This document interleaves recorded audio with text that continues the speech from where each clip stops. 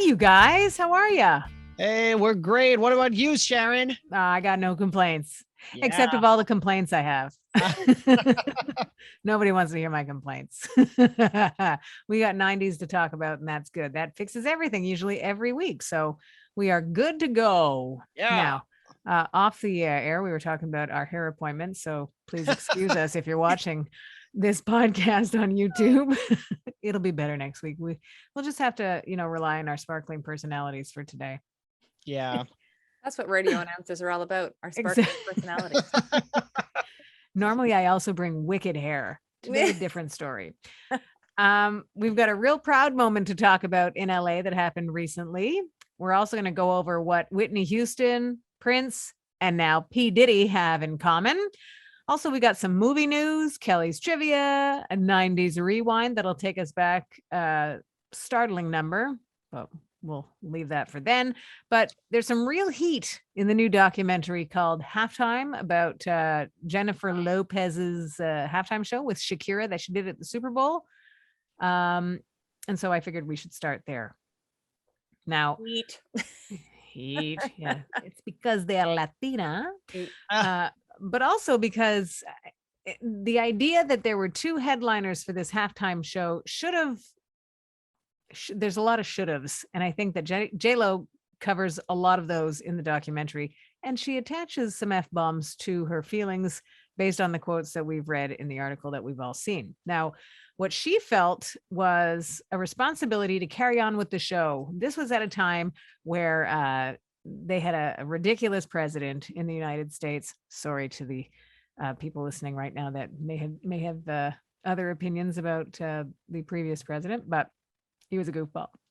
Anyways, did some pretty wacko things, shared some odd beliefs on how people should be treated. And so when it came to two Latina women taking over, the All-American football game at the Super Bowl, taking over that halftime show, it was a pretty big deal. So a pretty big moment. But then kind of like it got down to the wire and NFL bigwigs wanted to make some changes, and J-Lo was sticking to her guns and saying, no, we've got to do this and we've got to take this moment and make it ours. She said for her, it isn't about politics. It was about human rights, facing the biggest crossroads of her life and to be able to perform on the world's biggest stage. But also take out the cages, which they had as part of their show. They thought, oh my God, we can't have cages in this show because of what's going on at the border. Anyways, it's so typical of something big like the Super Bowl and something ridiculous like that presidency. And then to put two strong women in the middle and make it seem like that halftime show wasn't worthy, I think is part of what makes that documentary so spicy.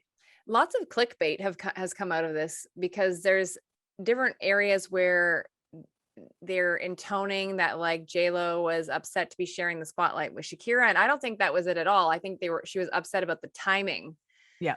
Of like them not, because I think this was I mean, I could be wrong, but I believe this was the first Super Bowl in recent memory at the very least of having two performers. Like usually it's one and then they can choose to invite whoever, like Madonna chose to invite, XYZ, same thing with Beyonce, all that kind of stuff. Sure. Yep. So I think there was that part of it. And then, like they shouldn't have given them 12 minutes. They should have got 20. Like everybody kept watching anyways. If there had been a 20-minute halftime show, like who cares? So the best is that they'll always claim that, oh, well, it wasn't suitable for a halftime performance. It's always when it's women, they'll always knock that as being what's not suitable. And when you think of how they've sort of sexualized professional sports anyways, by putting cheerleaders in, by putting, sexiness into the show of it, it's ridiculous to then say, oh, it's not suitable.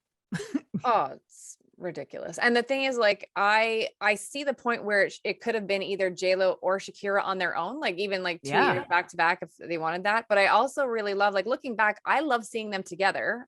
But in hindsight, I do wish they had got the 20 minutes. Oh, for sure. But it was also interesting. I'm not sure because this part was not in the article, but things popped up really because as we're speaking now, the doc is out. Like you can check it out on Netflix. It's called Halftime. when the buzz was coming out last week about it, it was because it had been screened at Tribeca. Mhm. And so then there was this whole online like Twitter thing where I think they got into the clickbait of it, where it was like intoning that J-Lo had, thought she was better than Shakira, which is not the case No as kidding. far as I know. But then people like fans started going like screenshotting stuff and like saying like, comparing, and they had this one picture of like Shakira holding like her gajillion Grammy awards, and then cut to the next slide, and it's a picture of J-Lo with like her Nickelodeon Kids Choice Award. And Oh, so brother. it's so lame. Although I did giggle on that just because it's ridiculous. But but yeah, like Shakira has, I think, 12 Grammys, Incredible. three Grammys, and then 3 Latin Grammys. 3 Grammys. Because I don't, they should have A a word Latin for the- Grammy. for a regular Grammy, and then Latin Grammys, and she's got 12 of them. And then she has like 39 Billboard Latin Music Awards. Like Wow. Shakira is fire. Anyways, Yeah. and so is J-Lo too, but it was just interesting to see this crazy Twitter verse go bananas over the two of them. And I didn't like that they were being pitted against each other in a way, because again, That's Twitter. not the point. So Yeah, that's one of the reasons I don't like Twitter. It's negative, it's faceless, it's cowardly. It's not fun. except when I post our clip of the week, Sharon, then it's That- fun. Well, then it's fun. we bring the fun to the table, I think.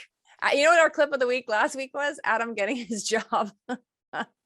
Woo! Yeah, you got Yay. lots of people love that little clip, Adam. Yeah. And then Love it. especially when I said you should put people in a timeout if they don't listen to you. How's the new job going? Are you tired? I am so tired. It's kind of fun though. It's a big challenge. It's a lot of fun, but so tired all the time. Yeah. I bet. Yeah. Carry But on. hey, though. I You're doing can't great. complain. A lot of people are working hard, and we all have to work hard someday, right? Yeah.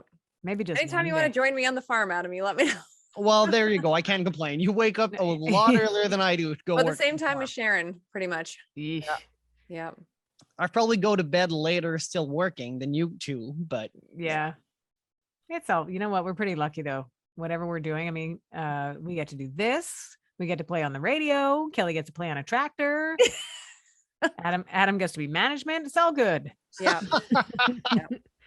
Where it comes to competition, I think we're all pretty good at that too. So what do you think? Trivia time. I'm Let's gonna go. get you this time. 90s. Now, trivia. Bing bong. Bing bong. So first question is a sporting question. And I feel like Sharon could have an edge in the sporting category. On I'll this take one, the Adam. edge wherever I can get it. Yeah. But although Adam, like maybe you'll pull it out of the fire. We'll see. All right. All right.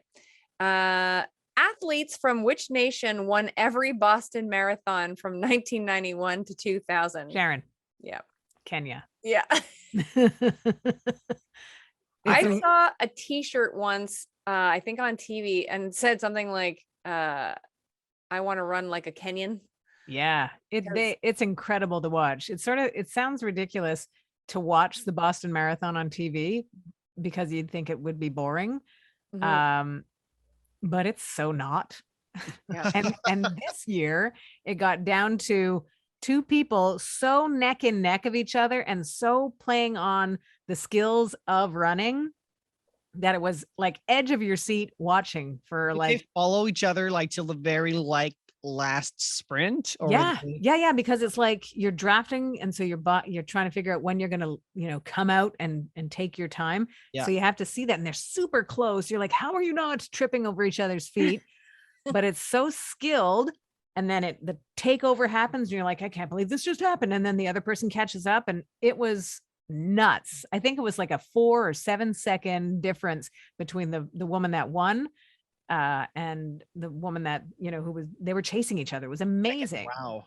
What's also crazy is like their run is like my sprint, and they do it for 2 hours. You know what I Yeah. mean? Like it's Oh, yeah. incredible to watch them like literally run flat out. Like I would be jogging along. You know what I mean? I would be breaking. Parts of my arms would fall off. I see myself like my legs crumbling. Do you know, like I can run a distance that I've only done a 10K, not to diminish it. 10K is, good distance, but it's no, Snow 42.2 marathon. snow marathon. And I honestly think I would fall apart Well, if I had to do a marathon. my friend did. He and he's like a martial artist. Obviously, it's very different skills, but he really got into running a few years ago. And so I remember this, I think this was like either the year before or maybe 2 years before the pandemic. He did the Ottawa Marathon, which is a precursor. Like you can qualify there for Boston, right? Yep. And so he went out, and for whatever, and he'd already run like a lot. Like he was in the zone. He had trained up properly, but for whatever reason that day things went sideways. He passed out in a park, or like, oh my God. like as they were running by, and then he went into like crazy spasms and was physically ill. And like he had to be brought to the tent and like administered, like to be hydrated and like all that stuff. And then they had to haul his butt home for 2 hours in the car. And like he was a mess for like 3 days after. And it's dangerous too. Like it's like People don't realize this. Your body goes into like this reset. And so you start, your muscles go, nope, like you see people getting toward the finish line and their legs they're hobbly, and that's your body's going, we're not doing this anymore. And we're not even going to make it the next, 10 feet to cross the line. And I don't mean to be laughing because it's not funny, but it's just like, I can't believe people put themselves through that. I run half an hour. I'm like, say 2, like that's enough. Oh yeah, totally. I don't want to throw up while I'm doing exercise. My sister, as you know, has been to Boston. She was actually at the Boston Marathon and crossed the finish line 25 minutes before the bombing. Oh, wow. Back in 2013. Wow. But like, I remember that when she went there that time, she'd had a knee issue. And I remember begging her and saying, why are you going? Like, you already are on a sore knee. Like, are you going to risk wrecking your knee for the rest of your life? She's like, you don't understand. I'm like, it's Boston. Marathoners are like a different like level. And Boston's a different event. Like if you qualify to get in that, like you don't want to go, I'll try again next year. There's no guarantees. Yeah, exactly. Yeah. So she went. Yeah. Wow. Good for her. Good for her. Yep. All right. So question number 2. Here we are. Because it's Sharon's It's up the dose 1. thing. Actually, just last question. Adam, did you have a clue that it was Kenya? I did know it. It took me 2 seconds more than Sharon. All right. Because I feel that we need to laugh. Here's one. In the 90s, many women wore short strapless tops, but what were they more commonly known as? Oh, Sharon. Go, Sharon. Boob tubes. Yes. Is that okay? I got a question. Is that one in French we would call des chandails bedaine? Or you have no idea what I'm talking about? Well, chandail I know is shirt, and beden means belly, right? Like belly shirt. So your belly's showing. Belly shirt. Is belly shirt something in English? Yeah. And it's funny because you said boob tubes, and then it was either tube tops or boob tubes. I went for the rhyme time. Okay, well, the chandail bedaine would be just a regular crop top. Okay. Yeah. Well, the tube top is like a cylinder of material, and it's elastic, so you're snug enough. Well, you're not even snug enough. It's snug. It does nothing to make anything on top here look flattering. Yeah. Honestly, you can't wear a bra, right? Because the straps or whatever. Did you wear strapless bras? Was that a thing in some cases you would have to, because you're looking at people and you're going, those should not be down there. They should be up here. and they there's should no also support not in be the at tube. that angle. Know what I mean? No, I mean, adjust yourself. Take a look at the mirror before you leave the house. You're not supposed to be some sort of shape from grade 11 math class. No. Okay, so what was the official term? Tube tops or boob tubes. Okay, boob tubes was an actual term. Huh. Yep. Because it accentuated. Did you those have positives. one, Sharon, to match your hammer pants? Tube top. I think the last time I would have worn a tube top would have been like I was 14 and realized this is not happening. There's lots of fashion where I question, where I'm like, who thought this was a wise plan? Well, here's the other stupid thing. When you're young and boys are dumb, and even you have some dumb girlfriends, that like people would like lift your skirt when you're in school. So sometimes girls, when they're little, they'll wear shorts, because people will try to be whatever, they're kids, right? So they make poor choices. But with a tube top, there's nothing keeping it up. So if someone's going to play a dumb joke on you, then you are out there. Mm. So I didn't want to be out there. No, that was too risky. I never had any of that stuff. Nope. Mm-mm. Nope. No. Nope. Speaking of Nope, have you guys seen the preview for that new Jordan Peele movie? No. It's called No, Nope. I have not. Did you Does it guys see look Get good? Out? Yeah. It's sort of that kind of, oh my God, Isn't scary. it's like a big horror movie, isn't it? Get Out. Yeah. Weren't you scared of it? Yeah, totally. We watched it not knowing what it was. Like we knew it was nominated for an Oscar. So Deborah and I are like, yeah, let's watch it. Okay, well, we have it, whatever, so we got it.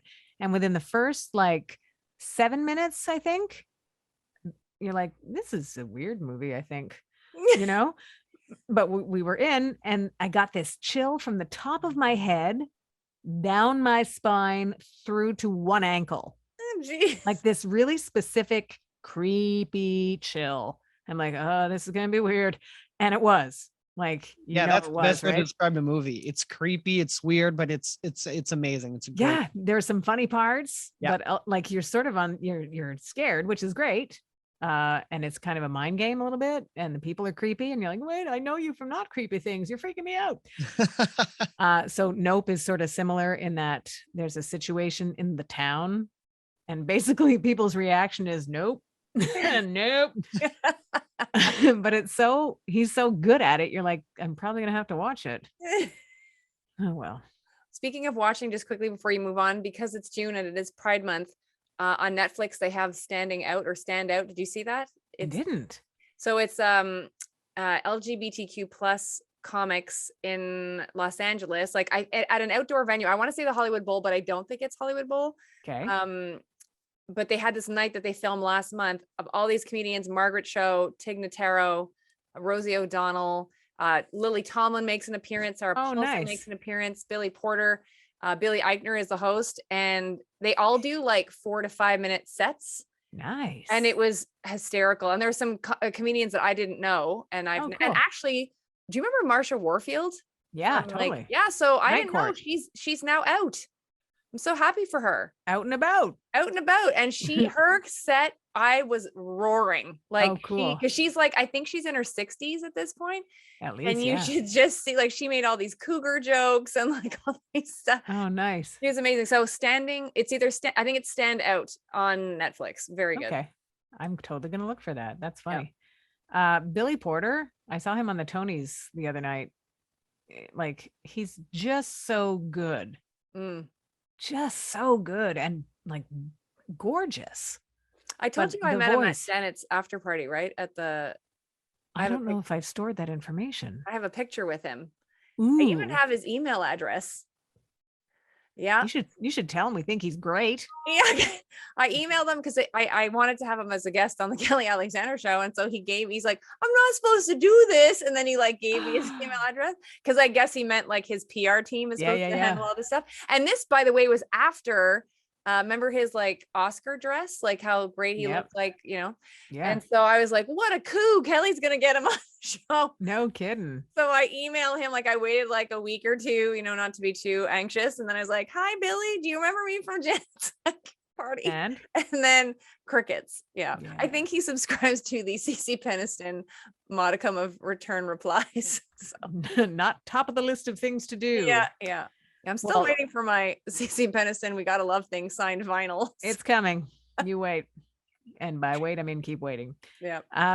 But you mentioned it's Pride Month, and celebrations in LA also featured Christina Aguilera, who brought back one of the powerhouse voices that was a part of that Lady Marmalade cover from like 20 years ago now. So it was Christina and Maya. So cool. Totally cool. Now, what they thought would be a really neat thing was that to get the whole gang back together, which ultimately would be very expensive, a logistical nightmare because of labels and the business stuff that usually gets in the way of the fun stuff. I sort of think, or I hope anyways, that, if anybody had called anybody, or Christina had said, we could take care of this in a group chat, that if they had gone that route, it totally would have come together. Oh yeah, because Pink for sure would have shown up. Like Yep. Missy would have gone. Like they all would have. I think somebody just Yeah. needs to take the bull by the horns, and because Exactly. people will freak out if they return and do Oh. like a, Oh, totally. Like, it's neat that they did it when they did it, because they were all at different levels of their careers. Now Mhm. they've done great different things and then be able to come back. I love the idea of people coming back and knowing where they came from. And I think that all 5 of those women would be able to do that. Yeah, It agreed. didn't happen, but it could still. But it was Well, neat for that the Christina and 25th Maya did it. anniversary, maybe. Yeah, there you go. There's still time. Mhm. I think we talked about the fact we'd have some movie news, and that it's not news in as much as there's anything concrete about the idea that Idris Elba is back in the running to be the next James Bond, Mhm. but he is. The idea was that when it was first tabled for him as an option, they were saying it's kind of hard to discuss who'd be the next one when the current one's still, 007ing. So now that Daniel Craig has moved on, they've got to fill the role again for the next James Bond movie. And the list of people that are interested / being considered is fairly long, but from my tastes, I think a buff, handsome, great actor, smooth accent, and a Brit, of course, Mhm. like Idris Elba would be like a no-brainer. J'agree. I still love our 90s Pierce J'agree. Brosnan. Yeah, that he was good. It's so interesting how each time somebody takes over, it's really like that era. Like, Yeah. because you Yeah. could never imagine Daniel Craig and Pierce like it's like a different character. It's like Yep. crazy. A different level of even violence in the movies. Not that they're violent or anything, but just Mhm. how they put on the attack. But I thought also the what's his name? Is it Rene Jean, right? Rene Jean Page. Yeah. Uh Reggae. Reggae, sorry. Duh, my own writing. He's still the favorite if we're gambling on that kind of thing. Then there's Henry Cavill, Aidan Turner, and Tom Hardy, who apparently all stand a chance also. But again, for my price of admission, I'm going with Idris Elba. Me too. Adam, who are you voting for? I kind of like Reggae Jean Page. He is beautiful. He's stunning. Like Calm talk down, about- Adam. It's a family show. I'm gonna gamble on him. That's what I'm gonna do. And we'll call and tell him. Thank you very much. He's set for life if he gets that gig. Oh my Yeah. gosh, no kidding. But then you also have to balance it with you're set for life, but then you're pigeonholed for many years. Well, that was part of the reason why he likely got out of Bridgerton, right? Yeah, that's what I'm thinking too. Which Yeah. is too bad because that's totally why I got into Bridgerton. He's just so beautiful. Like, also the writing of Bridgerton is amazing and there's such a great flow to it. Anyways, let's talk about something else.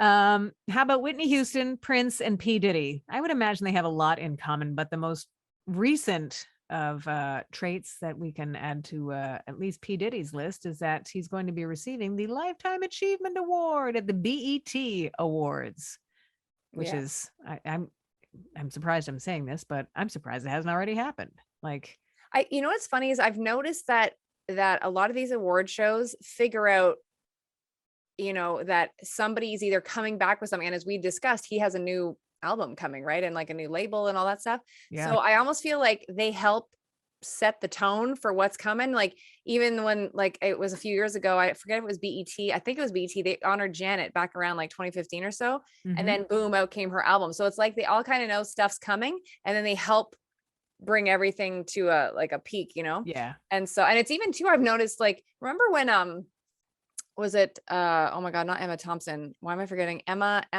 who's- Roberts, Watson. Stone. Yes, Stone. Emma Stone. Remember when she was like the it girl? It's Yep. like she's in a movie and then she's going to be in another movie. And then they do like 4 different movies. And it's like, they all know she's going to be like the next one. And the same thing with Jennifer Lawrence. Like it was like, she was Yeah. in it. And then it was like, then she's on a bunch of other ones. And it's all like, they all have their turn of being like the it person. And I feel like somehow Hollywood sets this to happen. Yeah. Well, you know what? They also said that P. Diddy has, quote, always been a pioneering force in the community, breaking barriers, achieving unprecedented heights, blazing new trails, and in so doing, raising the bar for all of us. That's according to the CEO of BET. He went on Yep. to mention his virtuosity being matched only by his range from music to media, culture, business, philanthropy. Diddy's got it going on, and they're going to celebrate that at the BET Awards in just a and- couple weeks. Yeah, end of June. And I think Doja Cat is leading with all nominations. I think she's got 6. Wow. I love Doja Cat. She's so cool. She's the one that had to pee at the last awards, right? Yeah, she's your Yeah. she's your girl. She's the peen girl. I couldn't believe it. No. But nature calls. Now, speaking of P. Diddy, if we were to go back to, let's say, 1997, let's do some fast math. 25 years ago. Yeah. Bananas. Isn't that bonkers? It's bonkers. It's super bonk. Anyways, that's where we're going for our 90s rewind. 1997. So P. Diddy, number 1 with the help of Faith Evans and the Police, technically, with I'll Be Missing You. How cool is that? 25 years later, which also means that Notorious B.I.G. has been gone for 25 years. Wow.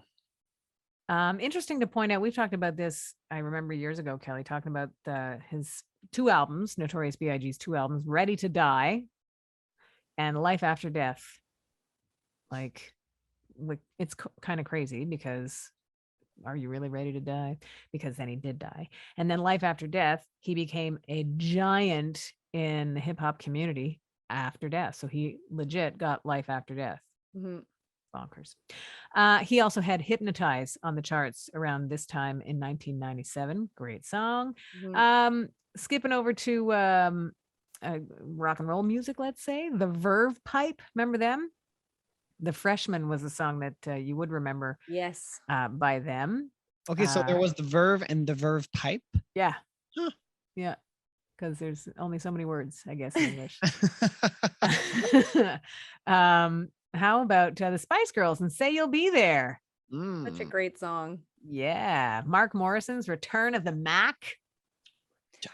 You know who I keep on. getting him mixed up with? Matthew Morrison from Glee. Who's in trouble lately. So maybe we just focus on the Mark Morrison We part. will. Yeah. Return of the Mac. Savage Garden. Come on, my I'm dropping goodness. big names on you. I Want You was the name of that song that we were all singing in 1997. Similarly, the earworm that is Bop from Hanson has been playing in our head on an annoying loop in the best possible way for 25 years. And that is your 90s rewind. Amazing. Thank you, Sharon. Thank you, crazies. Kelly, you've got to be somewhere. Adam's got to sleep or manage something. Yeah, that sounds about right. Both of them at the same time. Hairstyle. And thanks for watching. Thanks for listening. Ultimately, thank you for finding us wherever it is that you do. We appreciate that very much. And whatever sort of feedback, really only positive, please, would be greatly appreciated if you were inclined to do that. Like I said, though, we're just happy that you're listening. So thank you very much for doing that. Thank you for listening to 90s Now, still happening.